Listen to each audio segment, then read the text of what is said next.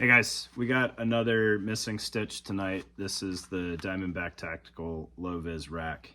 I think version 1. Version 2, and I might have these mixed up, was a full molly face with internal mag pockets. This one obviously has the fixed fixed pouches, as well as some mag pouches inside. We'll get it on the table and take a look at all the pouches. It's a pretty neat rig.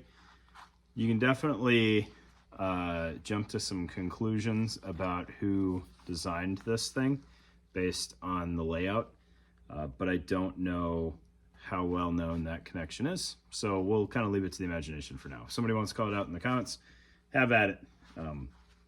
Diamondback Tactical used to make some really cool stuff. If I remember right, they were either bought out or rebranded to Tier Tactical. I think they were bought out, so the facilities are still there, but new company, new management. Anyways, sold this to an individual. He requested I get it on film before I send it off so that it has some internet posterity. But let's get it on the table, take a look. All right, so here we are. We're looking at Diamondback Tactical Low Vis rack. I don't know what all this is, but Low Vis 1, I believe, is what that's getting at. LV2 was the molly faced version, Powell's faced version, depending on your semantics. So, looking at this thing, it is called a Low Vis rack. It's not the most low vis thing, and it comes from an era of Thousand Deer Cordura as kind of the baseline fabric. So it is a little chunky for being a low vis rack. Fairly narrow footprint. You could wear this under a button up or something like that, or a jacket. Perhaps a slightly different approach to the safari vests that were kind of also of the same era. So maybe more low vis than that, I guess. However, not super minimalist. And it's kind of got some bulk to it, or depth to it in several places. So looking at it kind of at an angle here to get an idea of what's going on. There are 4 mag pockets. This is from an era when aluminum magazines were by far the most common magazines out there.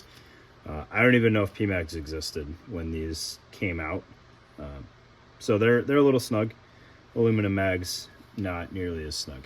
All right. And then you had a radio pocket. Again, this kind of predates, at least to my knowledge, the current run of military radios. So your 148s, your 152s. 148s might have just been coming out when this thing was pushed out. But you still saw a lot of commercial Motorola's used operationally.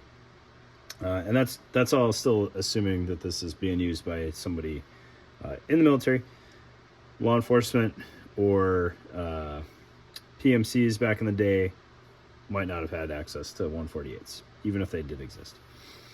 Interestingly enough, for this kind of era of kit, Glock mags fit in the magazine pockets really nicely. When I first started getting into tactical gear and stuff, M9s were far and away kind of the most common handgun out there in this setting. So a lot of pistol mag pockets at the time, at least the ones that I was exposed to, did not fit Glock mags well at all, if they fit in there. M9 mags much more common though, but these fit really nicely. They're not overly snug at all, and it's kind of surprising. So radio pocket with Velcro retainer there, so you can adjust the tension on there. If you didn't want the radio, you'd probably fit a magazine in there. You might be able to fit a pistol, but it would be a little awkward because it's pretty narrow. So you'd almost need something like a 1911 or a Beretta for that matter to get in there. And then you don't really have the length to keep it very stable. So kind of interesting there. I did leave this one empty. I just ran out of mags handy. And the 4th PMag was not really jiving with the pocket, but aluminum mags fit in there. Over on this end, you've got a what looks like another pistol mag pocket, but what's interesting is it's too snug for a Glock mag with this removable, extendable lid in here. So like an extended M9 mag would fit in here fine, but I think what this was built for is maybe a baton, or maybe multi-tool, maybe a folding knife. I just shoved you know, pocket clip knife in there just to see how it fit. And then you've got some pockets on the face here for whatever you might want. So two kind of smaller pockets off to the sides of the center GP pocket here. It does have a tether. You can see how much more bulky tethers used to be than they are these days. There's a grommet in the bottom of that. Grommet in all three of these and the pistol pockets. So you could use some paracord and a tie down for that. That'd probably be less bulk than this hanger here. Nonetheless, it's there because that's what we had available at the time. None of this super sweet laser cutting that lets you get away with a lot of really neat features with like zero added mass. And then looking at the harness, it has two shoulder straps here with buckles on the sides for donning and doffing, and then a fixed waist strap again with a buckle. What I think is kind of most interesting about this thing is it would have been really neat to have at least one of these shoulder straps completely removable. I don't know how to best do that at the time because field repairable buckles I don't even think existed back then.